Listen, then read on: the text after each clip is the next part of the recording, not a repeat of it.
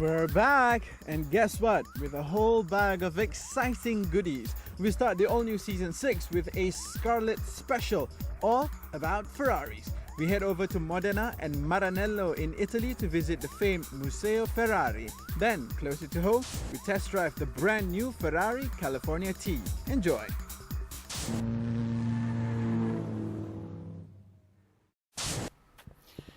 Buongiorno, ciao ragazzi! Now, I'm on holiday here in Italy, and whilst here, I thought I'll pay a visit to one of the most popular museums in the region of Modena. And I'm standing right in front of the building. Officina Meccanica Alfredo Ferrari. That is right, ladies and gentlemen, I'm here at the birthplace of Enzo Ferrari. And I'll be taking you for a tour around the two museums, one in Modena and one in Maranello.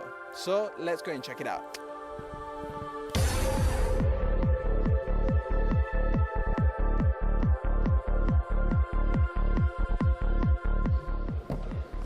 Now, if you thought the family of Enzo Ferrari was rich from the very beginning, well, you are wrong. I'm here in the building, and this space used to be where Enzo's father used to work to create tools and also parts for the railway, which he would send back there. And this is the vehicle that the family first bought when they made their Liras. This is a De Dion Bruton, and it was built in 1903. This vehicle is what we should all say thank you to, because this is the first car that Enzo Ferrari had a chance to actually explore the world of the automobile. And this would then lead on to his passion for everything that's got to do with cars. This vehicle, 8 horsepower, not very fast for a car that basically gave birth to the idea of sports car in the world of Enzo Ferrari.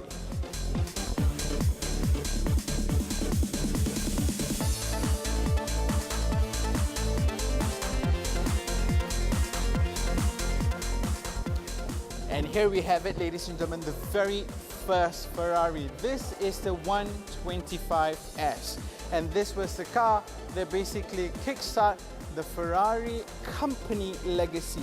Only 3 of these vehicles were ever made. Unfortunately, all of them was lost to fire early on. So in the 1980s, the son of Enzo Ferrari, Piero Ferrari, decided to remake this car from the original blueprints using original materials and using the same methods that they used back in 1940s.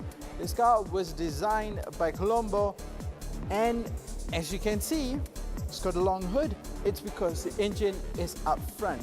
Enzo Ferrari has always wanted his cars to have front engines because he believed that if you look at a horse-drawn cart, the horses sit in front and traction comes from the vehicle being pulled forward by the horses. Therefore, the engine should be in front. However, back in the 1960s to 70s, when Formula One cars became popular with rear engine cars, Ferrari needed to make his cars more competitive, hence the engines moving to the back. So if you thought that everything Ferrari was rear engined, you're wrong. This is the proof of it.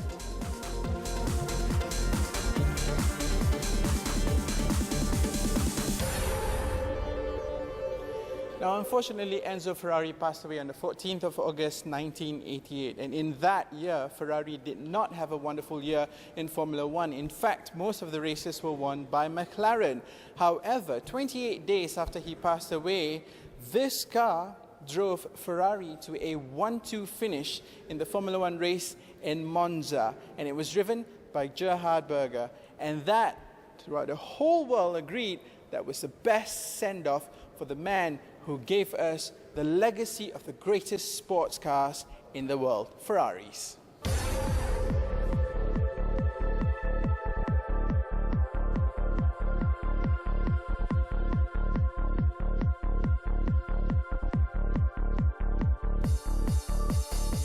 Now, before Ferrari built cars, he was first a racing driver, and he drove for a company that both you and I know quite well, which is Alfa Romeo. He first started off as a race driver, and then he got promoted to become the race manager for Alfa Romeo. And then I am told that he was fired from Alfa Romeo, and that was when he decided to come up with his own car company. Now what I have around me is a selection of very, very beautiful Alfa Romeos that he used to race. From single-seaters with 2 motors in the Alfa Romeo Bimotori 1935 with 2 engines, one in front and one at the back, as well as this beautiful, well, almost street-legal looking car, which is the Alfa Romeo 8C 2300 Spider Corsa. So he used to drive cars from Alfa Romeo for a long time, and that gave him the fine knowledge of knowing how to make great sports cars.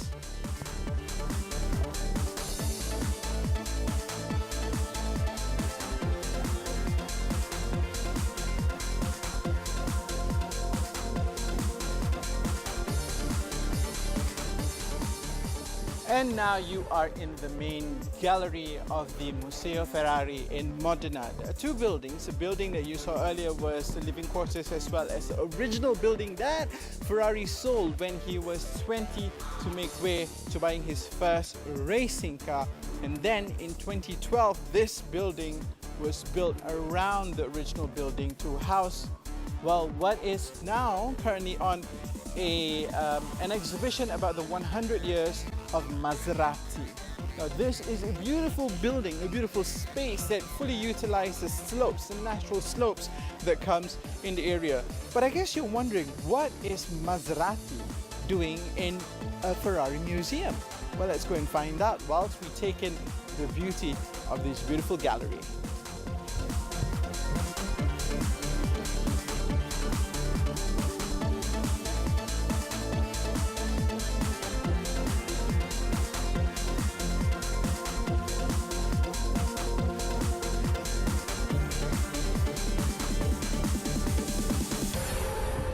Now you'll be thinking, what is Maserati doing in a Ferrari museum? Well, probably you didn't know this, but Maserati used to drive and have their cars in Formula One, and they are the traditional rivals of Ferrari on the racing circuits, which is why the 2 companies have always had a very close relationship.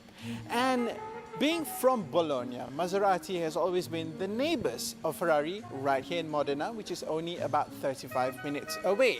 Now fast forward to today, the 2 companies, both Ferrari and Maserati, both sit under the same umbrella, which is the Fiat Group.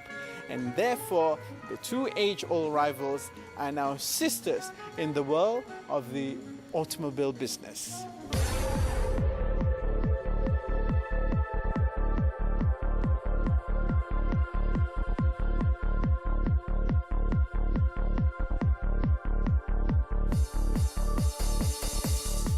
Now, of all the Maseratis displayed right here in this gallery, to me personally, I think this is the most important one, because this is stuff of legends. This is the Maserati 250F from 1954. Yes, it competed in Formula One racing, but driven by whom? This was the car that was driven to victory by Juan Manuel Fangio.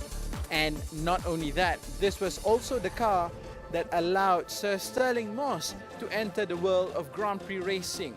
2 great legends driving this very car. Stuff of legends.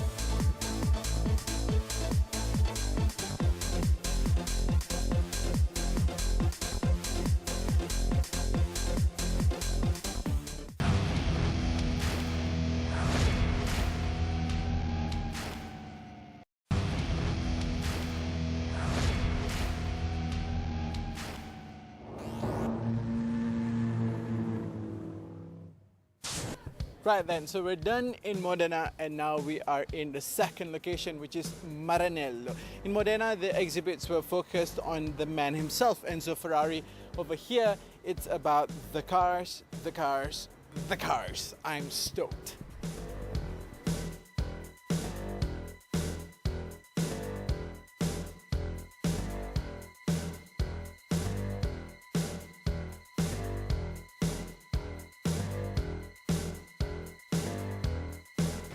In the heart of Ferrari, and we know this already, is racing.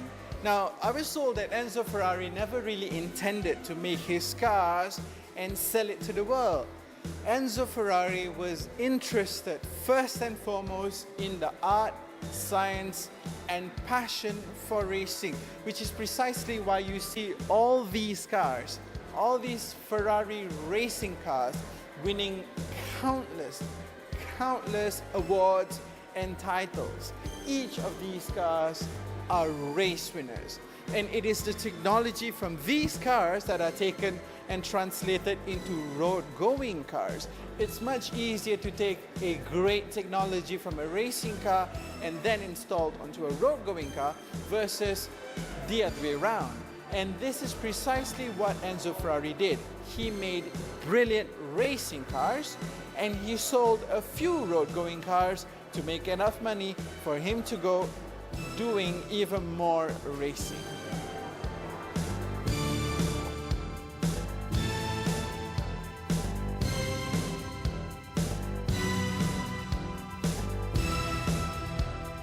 And now, this is the hall that makes my hair at the back of my neck stand, because we are in the Hall of Victories. I am surrounded by award-winning constructor titles and driver's titles, award-winning F1 cars from recent years. Right from this end here, which is the 1999 F399, all the way up to 2001, 2, 3, 4. All those cars were driven by one driver and one driver only, Michael Schumacher. And it was in these cars that he created history, being a 7-time world champion. And you have the two cars over there, which is the 2007 car driven by Kimi Raikkonen, followed by the 2008 F1 Constructors World Champion car driven by Felipe Massa. Now, Massa did not win the driver's title that year, but he lost by 1 point to Sebastian Vettel. But to the world and to tifosis everywhere, he was a true champion.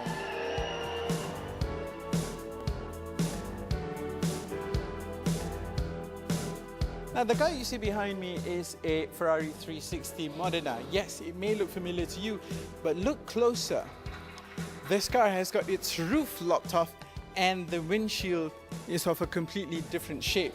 It's because this car was a wedding present given to the very recent president of the company, Luca de Montezemolo, and this was his wedding car.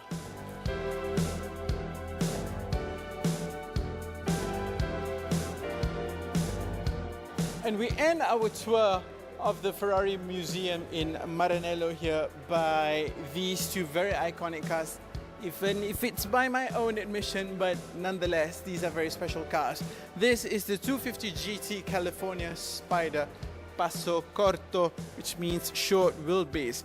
Easily, even today, one of the most expensive cars traded in the open market. This particular unit would come to about 30 million euros.